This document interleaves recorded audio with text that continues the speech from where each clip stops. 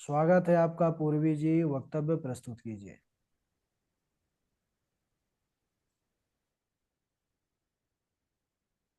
अस्मद्गुरुभ्यो नमः। अस्मत् परम गुरुभ्यो नमः। अस्मद् सर्वगुरुभ्यो नमः।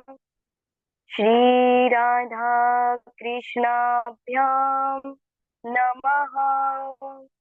श्रीमते रामानुजाय नमः। लंबोदरं परमसुन्दरमेकदन्तम् पीताम्बरं त्रिनयनं परमं पवित्रम् उद्याद्धिवाकरनिभो ज्वलकान्तिकान्तम् विघ्नेश्वरं सकलविघ्नहरं नमामि। शरीरं स्वरूपं ततो वाक्लत्रं यशश्चारुचित्रं धनं मेरुतुल्यं मनश्शयेनलग्नं श्रीगुरुरङ्घ्रिपद्मे ततः किं ततः किं ततः किं ततः किम् अखण्डमण्डलाकारं व्याप्तं येन चराचरं तत्पदं दर्शितं येन तस्मै श्रीगुरुवे नमः। नारायणं नमस्कृत्यं नरं चैव नरोत्तमं देवीं सरस्वतीं व्यासं ततो जयमुदीरयेत्।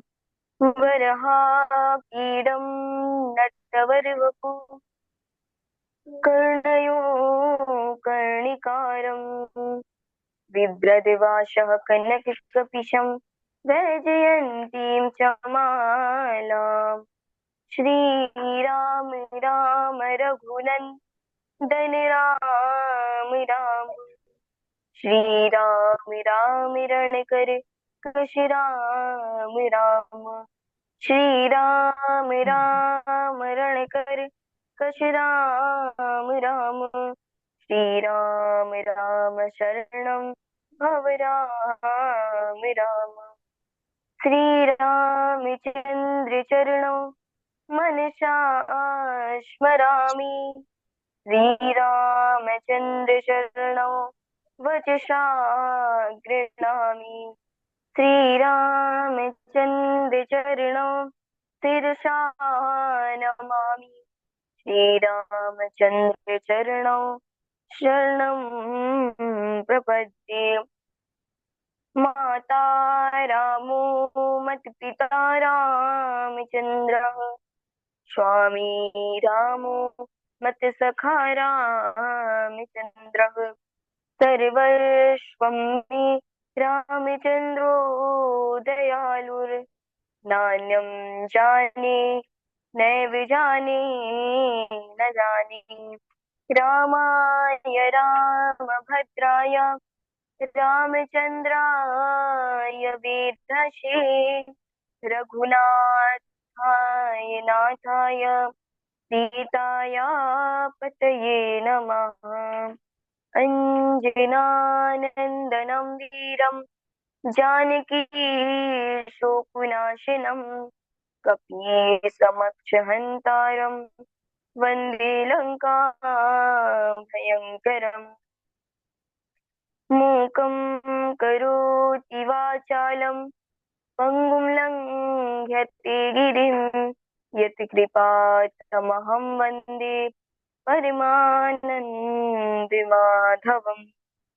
भक्त भक्ति भगवन्ति गुरु चतुर्नाम वपु एक। इनके पद वंदन किए नासत विघ्न अनेक। नासत विघ्न अनेक।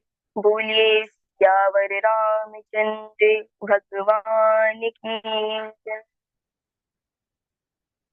अखिल ही सत्य नियम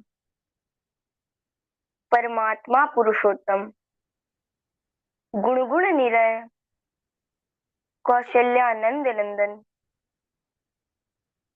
परम ब्रह्म परम सौंदर्य माधुर्य लावण्य सुधा सिंधु परम आनंदे रसार सरोवर समुद्र भूत पंकज जगदीश्वर वैदेही मैथिली श्री राम प्राण वल्लभी वल्लभा माँ सुनैना की आंखों की पुतलिका श्री जानकी जी। इन दोनों युगल चरणों पर बारंबार प्रणाम। चारों भैया तीनों मैयाओं को कोटि कोटि प्रणाम। अनंत बलवंत गुणवंत श्री हनुमान जी महाराज जी के चरणों में बारंबार प्रणाम। भक्तों, हम सब अत्यंत भाग्यशाली हैं जो हमें वेद रूपी वाल्मीकि रामायण श्री राम कथा को सुनने का अवसर प्राप्त हुआ है। और यह अवसर हमें कब प्राप्त होता है? जब हमारे ऊपर प्रभु की विशेष कृपा अनुपम कृपा होती है। क्योंकि भगवान शंकर ने भी माता पार्वती से यही कहा, अति हरि कृपा जाहि पर होई पामु देहि मार्ग सोई। कि जिसके ऊपर भगवान की विशेष कृपा अनुपम कृपा होगी उसी को इस श्रीमद् भागवत रूपी श्री रामचरितमानस रूपी कथा को सुनने का अवसर प्राप्त होता है। एक बार त्रेता जुग माही शंभु गए भज ऋषि पाही संग सती जग जननी भवानी पूजे ऋषि अखिलेश्वर जानी राम कथा मुनि बरज बखानी सुनी महेश परम सुख मानी। एक बार त्रेता युग में भगवान शंकर कुंभज ऋषि अगस्त मुनि के यहाँ गए और अकेले नहीं गए, साथ में माता सती को भी लेकर के गए। संग सती जग जननी भवानी, सती जी को साथ में लेकर गए। क्यों? क्योंकि सती जी ने प्रभु शंकर के साथ प्रभु शंकर से राम कथा सुनने की इच्छा प्रकट की थी।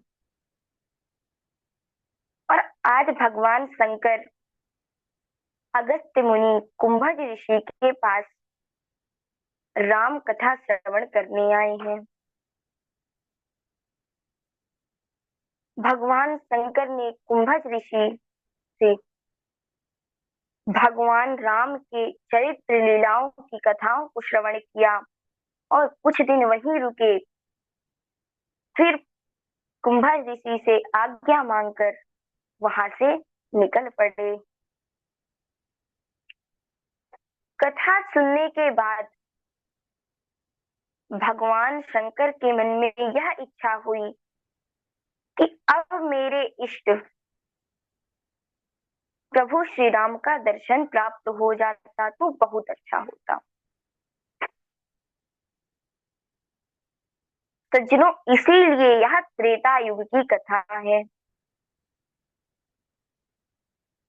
यहाँ एक समय में दो दो कथाएं चल रही हैं।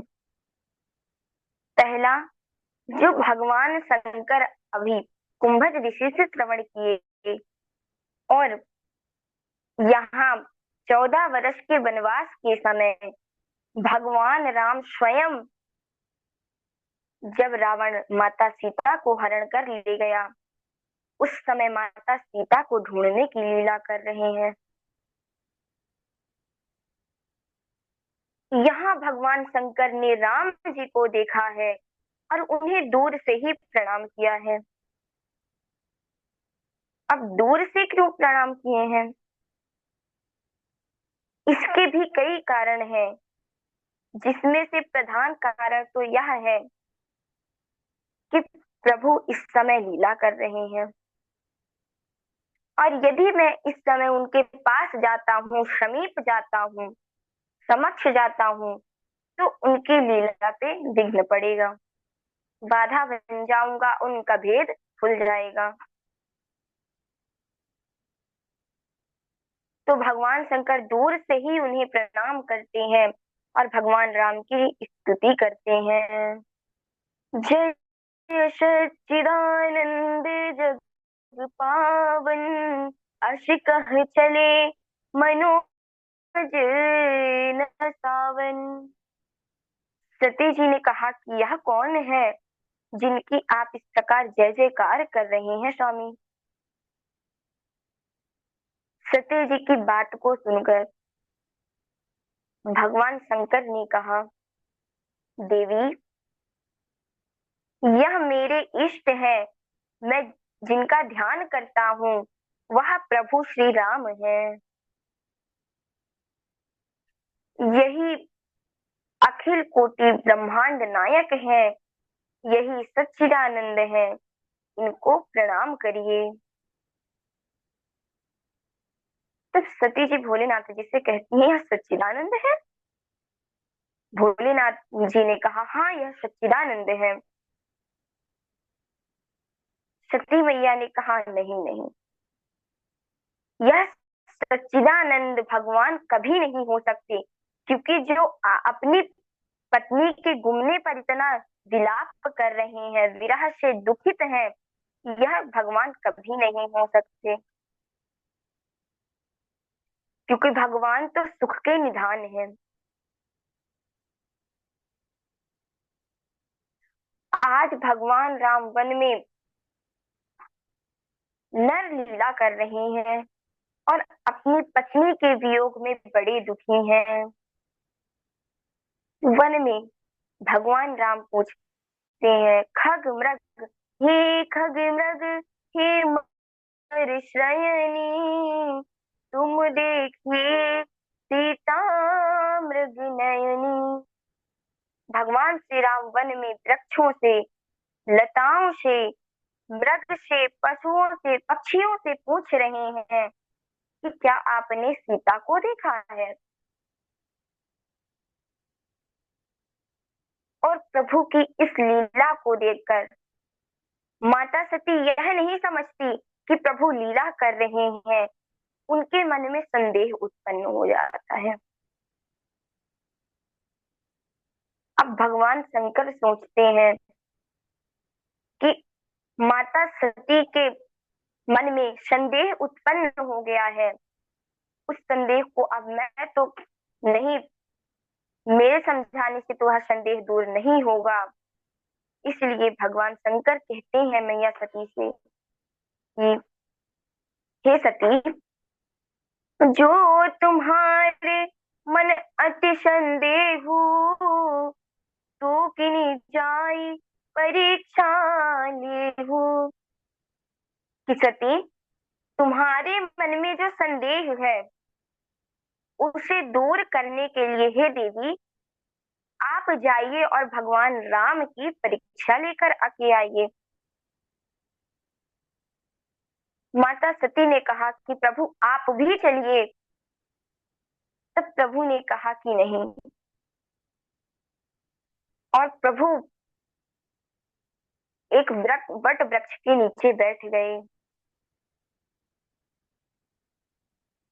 कि बटु विश्वास अचल निज धर्मा, तीर्थ राज्य समाज सुकर्मा। वट वृक्ष विश्वास का प्रतीक है। आज भगवान शंकर उसी वट वृक्ष के नीचे बैठ गए हैं और इसीलिए भगवान शंकर को विश्वास का प्रतीक माना जाता है।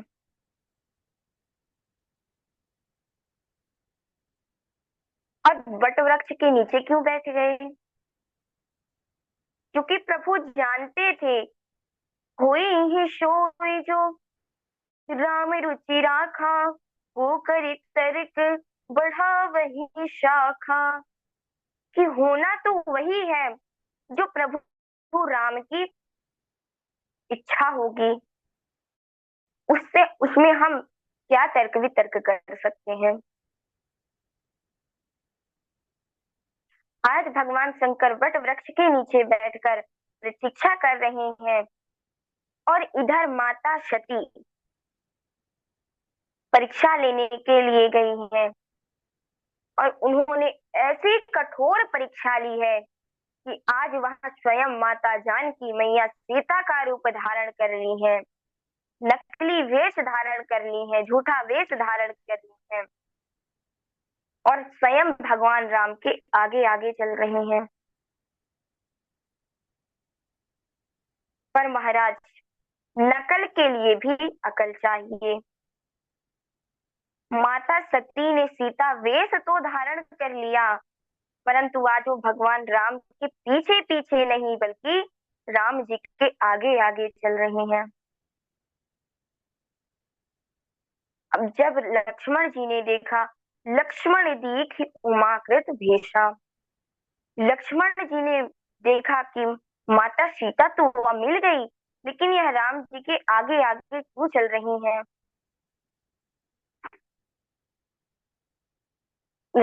लक्ष्मण जी आश्चर्यचकित हो गए, पर राम जी ने मैया उमा की तरफ देखा और उनको कोई संदेह नहीं हुआ, क्योंकि वही तो संपूर्ण संसार के पालन करता है, परम ब्रह्म है। राम भगवान राम ने मैया सती से कहा कि हे माता, जोरी पानी प्रभु कीन प्रणाम, पिता शमील लीन निज नाम, कहूँ बहोरी कहाँ वृष केतु, विपिन अकेतु सिरहि के ही हेतु। हे माते, पहले राम जी ने प्रणाम किया और पूछते हैं कि मैं दशरथ, महाराज दशरथ का पुत्र हूँ, और हे माते, आज आप अकेले अकेले वन में विचरण क्यों कर रही हैं? भगवान भोलेनाथ कहाँ हैं? क्योंकि हमेशा तो वह आपके साथ ही रहते हैं। माता सती अब सोच में पड़ गई कि मैं बोलूं तो क्या बोलूं। माता सती वहीं से उल्टे पैर वापस आ गई और आज जिन्हें जिन राम के रामत्व पर, जिन राम के ब्रह्मत्व पर, जिन राम के देवत्व पर माता सती को भरोसा नहीं था, आज वही राम माता सती को चारों ओर दिखाई दे रहे हैं। माता सती की नजर जिस तरफ पड़ रही है, उसी तरफ उन्हें प्रभु श्री राम का दर्शन हो रहा है। माता सती सोचते विचारते भगवान शंकर के पास आती है। भगवान शंकर ने पूछा कि देवी, आप आ गई, आपने परीक्षा ले लिया? अब माता सती न हाँ कर रही है न ना कर रही है। सती मैया ने भय के कारण भगवान शंकर से झूठ ही कह दिया कि कछु न परीक्षा लीन गोसाई, कीन्ह प्रणाम तुम्हारी ही नाई। कि हे स्वामी, हे प्रभु, मैंने कोई परीक्षा नहीं ली। मैंने आप ही के समान उनके समक्ष जाकर उन्हें प्रणाम किया और आ गई। भगवान शंकर को आश्चर्य हुआ कि अरे, अभी तक जब मैं समझा रहा था, कह रहा था, तब तो यह समझ नहीं रही थी, मान नहीं रही थी, फिर अब कह रही है कि आप ही के समान प्रणाम करके आ गई मैं। भगवान शंकर ने अपने नेत्रों को बंद किया, ध्यान लगाया और संपूर्ण कहानी जान गए। भगवान शंकर ने उसी समय माता सती का त्याग कर दिया।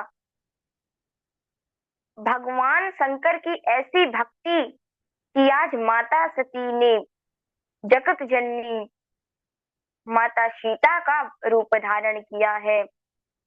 तो भगवान शंकर सोचते हैं कि इन्होंने मेरी इष्ट देवी का अपमान किया है और आज भगवान शंकर ने माता सती का त्याग कर दिया। और कहते हैं मन ही मन कि इस शरीर से, इस देह से अब आपका और हमारा मिलन नहीं हो सकता।